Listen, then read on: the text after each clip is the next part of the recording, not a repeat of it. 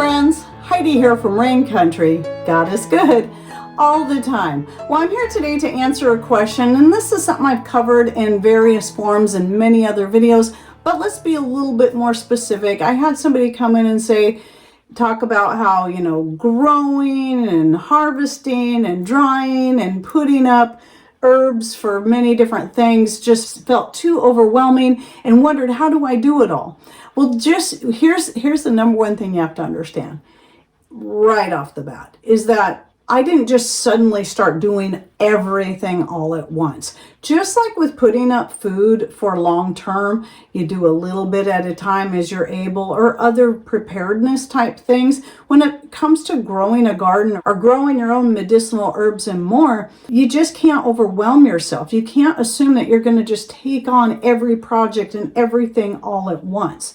So let me just explain how I got into medicinal herbs. Now, I've been learning about them a little bit on my own. I'm totally self-taught. I've never taken any kind of course. I've just learned through a good number of years, and I'm still learning all the time. There's no way any one person can know it all, and I certainly do not, but I learn as I go. That's the kind of person I am. And so what I started off with was looking into the herbs that, not only herbs I'd want to grow for culinary purposes like oregano and rosemary and thyme and sage, but also herbs that I wanted to help with specific things like pain and inflammation, cough, colds, flus, and more. And just so you know, all of your culinary herbs, at least all the ones I can think of, are also medicinal. And I have individual videos on all of these things. And I'm still adding more all the time. So I will link to the full playlist where I break down different herbs and other types of healthy things that you can learn about their benefits and what they can help with. And so I'll put that in the description box down below, that full playlist. It's got well over 90 videos in it right now. And anyway, so first I just kind of started looking into what herbs can I grow that are good for these different things. And some of the first ones I started with were feverfew for pain and inflammation, yarrow for anything skin related, and also comfrey for the same reason, marshmallow because it's really good for all the mucous membrane, for helping with sore throat, and much, much more. I mean, the main reason I got that one was because when I first was reading about that, it had a very long list of benefits. But through the years, even since getting and growing and using those things, I've learned much more about these individual herbs and that they have far more uses than just what I thought initially. But it's great to have a place to start. If you're just looking for one thing, look up the herbs that are good for pain and inflammation or whatever it is that you're looking for. Something that's good at helping to cleanse and be healthy for the liver and the kidneys. And by the way, here's another playlist I'll link to, is I also have, in relation to that, videos where I've compiled a bunch of different herbs and foods and more that are good for different bodily functions or helping with different ailments and so much more. It's quite a long list actually, and it's also still growing. You can find both those playlists in the description box, so don't forget to click on more or show more somewhere down here below the video screen. Now, when I started growing these things, I just started with a few medicinal herbs at a time and then just started adding more and more and more. Now, right away, I wasn't real worried about dehydrating and putting all these things up or saving seeds right away. I just wanted to get familiar with how things grow, where I wanted things to grow, understanding my garden as a whole and what needs this amount of light and what grows best where. And so that's where I started. And when Patrick first mentioned, you should learn about saving seeds, and I'm like, you know what? That's a good idea. I'm not ready for that yet. I need to just focus on what I'm doing right now. Now, I did start dehydrating some of the more important herbs, such as the feverfew and so on. Catmint is another one that I grow that I use in conjunction with the feverfew. And then eventually I added valerian. Lamb's ear was another one I started to grow early on. And, the list is long. I have a lot of herbs that I grow.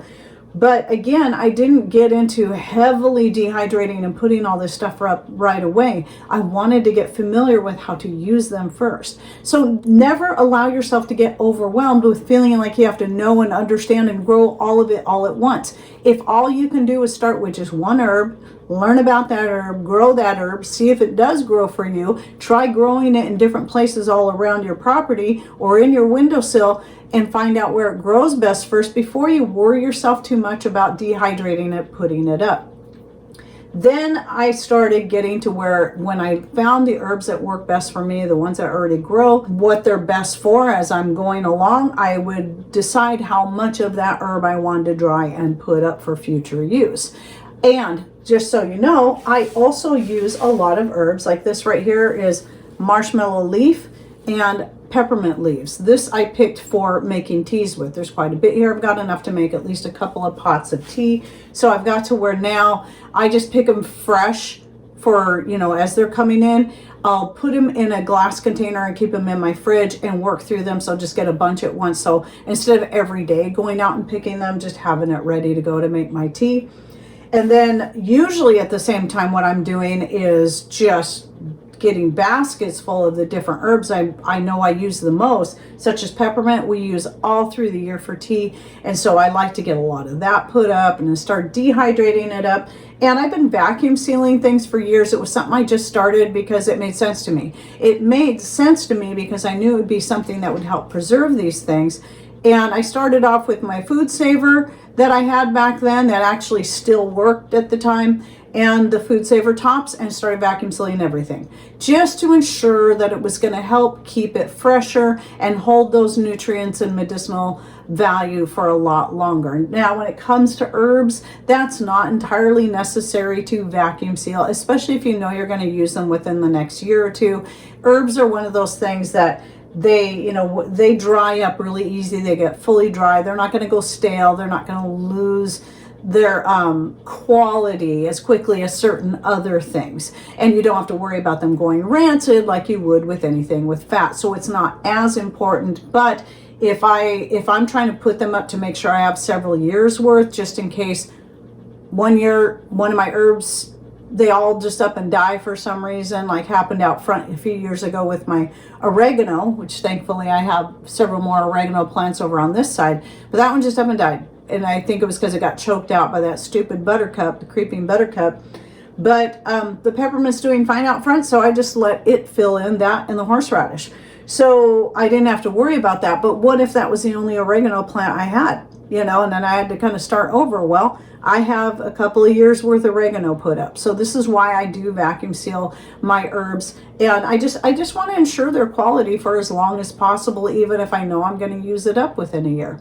Then eventually I learned about the brake bleeder pump and using that. That's been close to 8 years now.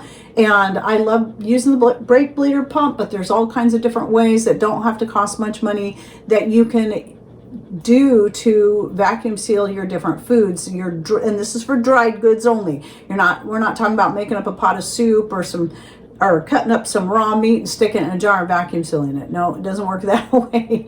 Those things you do have to can. But unless you're just some wet things, yes, you can vacuum seal to help prolong their shelf life in the fridge.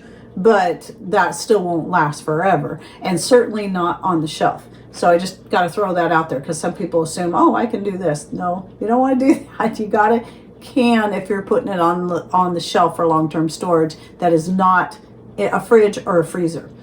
So anyway, just remember, you don't have to take on every project, everything. You don't have to learn how to make bread or even make sourdough bread and wine and meat and grow a whole entire garden to feed that you never ever have to go to the store and have farm animals and bees and make your own skin cream and sew your own clothes. You don't have to do all that at once. Learn these things in steps. It's okay to do that and never feel bad about it. Just remember, most channels like my own that you see out there, we all started somewhere. Most of us weren't just born into this. You know, some things maybe yes, but not all things. And we've had to go through a process of learning as we go. We didn't just like one day just have all this knowledge and skill just sort of downloaded into our brain. It's all a process. And making the time, I remember thinking the same thing about a friend that I made many years ago, that she has, you know, a little 1 acre farm. She has a big garden. She has goats. She has chickens. And she makes her own bread. Well, I've been making my own bread since I was 16, so that wasn't such a big deal. But just doing all those things to me sounded like, how does she pull all this off? And then I realized that now I'm past that point, you know, I'm because I do things that she doesn't do and vice versa. So, you know, there you find a balance. You find what things time-wise that you can cut that are not important, just like you do with money when you're trying to pay off a loan, like how we got out of debt. You're like, oh, I can cut this. I don't need this. I can certainly live without that. I can live without that. I don't need to go out to eat at all. We hardly ever went out to eat as it was, but let's just cut that entirely. We don't need to do that. And boy, it's funny how fast that money will pile up, and you realize, wow, I got a lot I can put on my principles. Same thing applies to your time. You start realizing that sometimes there's a lot of things you do that during the day, little habits that you have that suck your time, that are really nonsensical, don't have a lot of value, that you can start cutting. And I tell you one thing is, social media is bad. I mean, yes, I love being able to have a place where I can post things, share things, and maybe touch base with family members, but it is designed to suck you in so you don't leave. And next thing you know, you find yourself scrolling, and you end up down that, you know, and what, oh, how much time has gone by? Oh, shoot, I got to get up and get this done. I know. And so this is why I don't spend a lot of time on these different social media sites. I just do what I need to do and then try to get out of there, unless I do have downtime and I'm just trying to let my brain shut down and just wander and watch some quick, maybe little cooking videos or farm related videos that just are entertaining more than anything. And that's fine. That's fine. You just have to learn how to manage your time. And by the way, I'll post to my most recent, I do one of these like once every other year time management videos, because I'm always having to change up my schedule, but I'll post to my most recent one in the description box down below, which I think I shot before my youngest grandbaby was born. So I watched 3 grandbabies as much as 5 days a week, plus shoot videos. I have set days in the week that I shoot videos and so on and so forth. And you can learn more about that if you go check out that video. But I'm just giving you a heads up that, yeah, these things have changed even since then. And I've had to rebalance my schedule even more. And sometimes that's what it is. You got to learn how to be flexible and work with your different limitations and things that you can do. One more video playlist I'm going to link to is the one on encouragement. I have all kinds of videos in there where like this one, I try to just encourage you and realize and make you realize you can do it. We all have to start somewhere, and it's just a matter of making that choice to do it and start where you can, and don't compare yourself to other people and feel like you're less than because you're not where they're at. You know, it's like when you go to kindergarten, you're not going to be graduating from high school at the end of that year. It doesn't happen that way. Or college. You have to go through the years of schooling to be able to get to that point. So anyway, I hope you enjoyed this video, and please share thoughts and ideas and comments down below, especially if you have any encouraging words you would like to share with others. And thanks for watching. Take care, and God bless.